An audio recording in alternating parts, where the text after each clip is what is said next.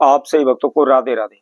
तो आज हम सही भक्तों के लिए इस वीडियो के माध्यम से, इस चैनल के माध्यम से, जैसे सभी लोग शादी के समय पर लड़के लड़की के गढ़ वर्ग मिलाते हैं, गुण मिलाते हैं, नाड़ी मिलाते हैं, तो उसके अंदर हम नाड़ी विचार के बारे में आज सभी को जानकारी देंगे कि यदि हमारी कुंडली मिलान करते समय नाड़ी दोष आ रहा है तो क्या हमको रिश्ता करना चाहिए या नहीं करना चाहिए। यदि नाड़ी दोष है तो हमें रिश्ता क्यों नहीं करना चाहिए, क्या उसके कारण होते हैं। इसके साथ साथ यदि नाड़ी दोष हमारी कुंडली के अंदर है तो वह दोष समाप्त हो रहा है या नहीं हो पा रहा है। इसकी संपूर्ण जानकारी के लिए इस वीडियो में आप आखिर तक हमारे साथ जुड़े रहें। इस वीडियो को आप संपूर्ण सुने, अच्छे ध्यान पूर्वक आप इस विधि को आप समझें। इसके साथ साथ जो कोई भक्तजन पहली बार इस वीडियो के माध्यम से हमारे साथ जुड़े हुए, सर्वप्रथम हमारे चैनल को सब्सक्राइब करें, लाइक करें, कमेंट बॉक्स में जाकर के राधे राधे उस लिखें। तो सर्वप्रथम आपको क्या करना है, यदि आप किसी के अभी शादी विवाह के लिए गढ़ वर्ग नाड़ी दोष कुंडली मिलान आप कर रहे हैं तो उसके अंदर सर्वप्रथम हमको आवश्यकता होती है कि दोनों की date of birth plus time, उसके द्वारा हमें उसकी लगन कुंडली निकालनी होती है। और उसके अंदर हमको जानना होता है कि लड़के का या लड़की का जन्म कौन से नक्षत्र में हुआ है और किस राशि में हुआ है। यदि आपको यह ज्ञात है कि कौन से नक्षत्र में उसका जन्म हुआ है, कौन से चरण में उसका जन्म हुआ है, तो आप घर बैठे ही अपनी कुंडली का मिलान कर सकते हैं। क्या करना है, जैसा कि हमने आपको बताया था, इसके अंदर नाड़ी दोष मिलान होता है और इसके साथ साथ भकूट दोष मिलान होता है, ग्रह मैत्री मिलान होता है, योनि मिलान होता है, ताराबल, वश्य वर्ण और इसके साथ साथ स्वामी। इन सभी का मिलान हम शादी के वक्त कुंडली मिलान करते समय देखते हैं। वैसे तो आज के समय में कुछ लोग इसको मान्यता देते हैं, कुछ लोग नहीं देते हैं। और जहां तक है, ब्राह्मणी सभी गण वर्गों का मिलान नहीं करते, सिर्फ नाड़ी दोष देख लेते हैं, भकूट दोष देख लेते हैं, इसके साथ साथ वर्ण देख लेते हैं। गुण आप सभी ने देखा होगा, हमारे शादी मिलान के लिए टोटल 36 गुण माने गए। तो इसके अंदर सर्वप्रथम नाड़ी के गुण इसमें से 8 माने गए और भकूट के गुण 7 माने गए। इसी तरह गण मैत्री के गुण 6 माने गए और ग्रह मैत्री के गुण 5 माने गए और योनि के गुण 4 माने गए, उसके साथ ताराबल के 3, उसके साथ साथ वश्य के 2 और वर्ण का 1 गुण माना गया है। यदि हम इन सभी गुणों को जोड़ देते हैं तो कुल टोटल 36 गुण माने जाते हैं। यदि हमारे 36 गुण नहीं मिलते हैं, कम मिलते हैं, तो इसके अंदर आप निश्चित ही समझ लीजिए कुछ ना कुछ दोष हमारी कुंडली मिलान के अंदर अवश्य है।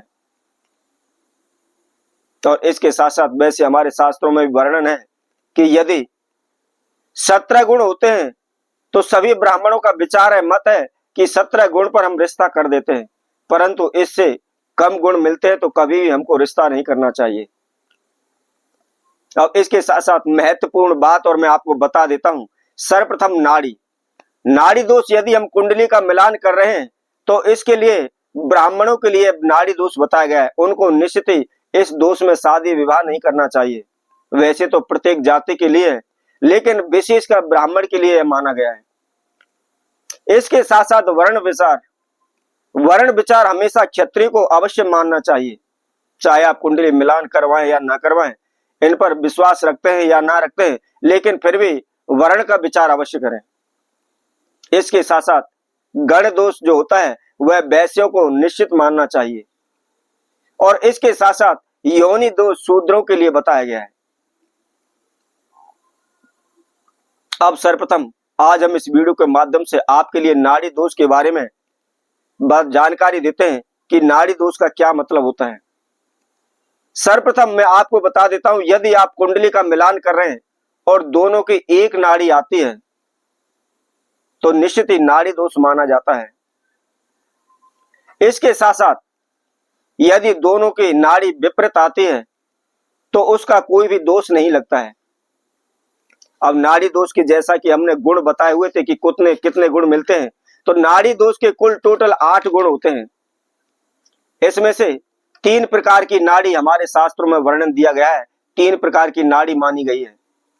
सर्वप्रथम मध्य नाड़ी, अनित्य नाड़ी और उसके साथ साथ आदि नाड़ी। यदि दोनों की मध्य नाड़ी का मिलान हो रहा है तो आप निश्चित समझ लीजिए कि दोनों में से एक की मृत्यु हो जाती है। इसी तरह यदि अनित्य नाड़ी का दोष उत्पन्न हो रहा है तो दोनों का जीवन बहुत ही दुखी रहता है। धन से संबंधित, कर्जा से संबंधित उसके जीवन से परेशानियां कभी दूर नहीं हो पाती हैं।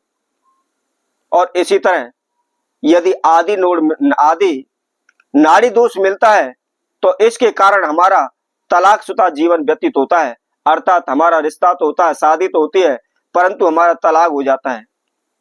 या हम एक घर में तो रहते हैं, किसी का एक दूसरे से मन मिलाप नहीं होता, एक कहीं रहता है, एक दूसरा कहीं रहता है, कभी भी हम एक साथ मिलकर के नहीं रह पाते हैं। अब इसके साथ साथ सबसे बड़ी बात हम आपको बताते हैं कि यदि नाड़ी दोष हमारी कुंडली के अंदर है भी तो वह दोष समाप्त हो रहा है या नहीं हो रहा है, उसको हम किस प्रकार जानें। सर्वप्रथम आप ध्यान रखें, यदि हमारी कुंडली के अंदर मिलान करते समय नाड़ी दोष उत्पन्न हो रहा है और दोनों को एक ही राशि हो परंतु नक्षत्र अलग अलग हो तो ऐसे में नाड़ी दोष समाप्त हो जाता है, नाड़ी दोष नहीं लगता।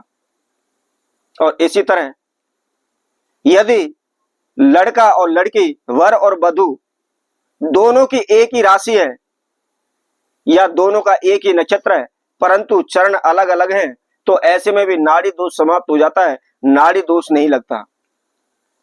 अब यदि किसी कारणवश आपको नाड़ी दोष में विवाह करना पड़ जाता है, कोई अकारण ही मजबूरी होती है जिसकी वजह से हमें शादी करनी पड़ जाती है, तो यदि नाड़ी दोष हो तो उसके लिए हमें कौन सा उपाय करना चाहिए, इसके लिए आप ध्यान रखें।